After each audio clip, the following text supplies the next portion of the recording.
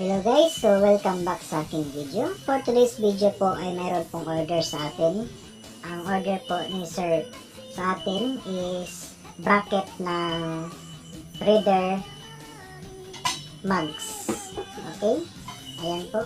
Kung makikita natin, mugs po ng reader na naka-display. Bali, mayroon po siyang 290mm na display.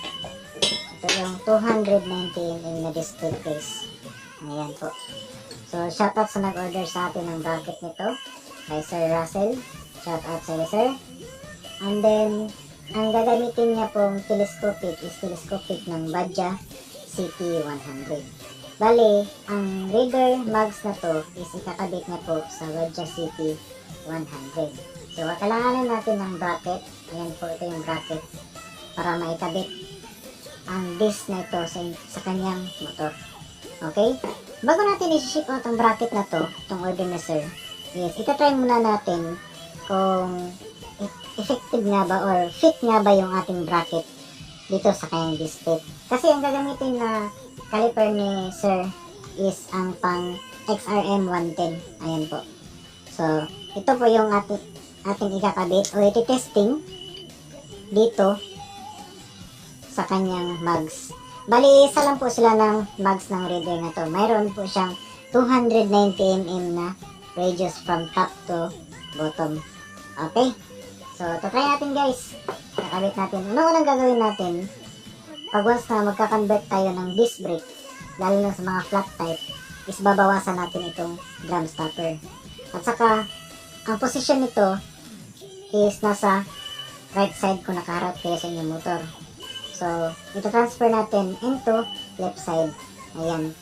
Pag nakaharap kayo sa inyong motor. Okay? Then, kakapingan itong drum stopper. Sige. Papasok natin ang ihi na 12mm.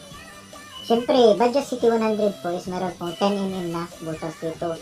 At ang raider kasi, ang bearing ng raider is 6301. Merong 12mm na butas. So, kailangan natin ng ihi na 12mm ang taba. Ayan po. So, automatic po na papalakihan po natin itong butas na ito. Gawin natin 12mm. Ayan po. So, mas maganda, ipoport po natin siya. Porting tools ang gagamitin natin para maganda yung pagka-butas. Okay, pasok natin ang ihi na 12mm. Lagay tayo ng dalawang washer. Ayan po. Then, ilalagay natin itong bracket. Ayan, yung order na Sir sa atin, bracket. Disc brake caliper bracket. Okay, pag napasok na natin siya guys, ipapasok natin itong spacer. Tatry natin ilagay dito. Ayan po.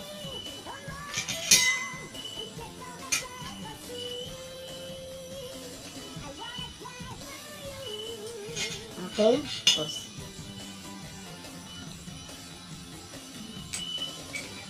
Then, maglalagay tayo ng spacer dito para may testing talaga natin. So, fit nga ba yung ating bracket. Okay guys, so ayan na guys, may kabit na natin itong kanyang bracket. So, titingnan natin dito sa XRM 110 na caliper kung match nga ba siya rito. Saka sa radius ng ating display na 290. So, kita-kita nyo naman guys, free play po siya. Di po sumasayad yung ating bracket. Okay, next is, ikakabit natin ito. Ayan po. Ikakabit natin siya. So, inihiga muna natin. Ayan. Try natin. Lagyan natin ng bolt dito. This split bolt yung ating gagamitin. Allen 5 po yung kanyang holes para dito. Okay, then next, may maliit po tayo na bolt or maiki na bolt po. Ayan po. Pinating po natin yung display bolt.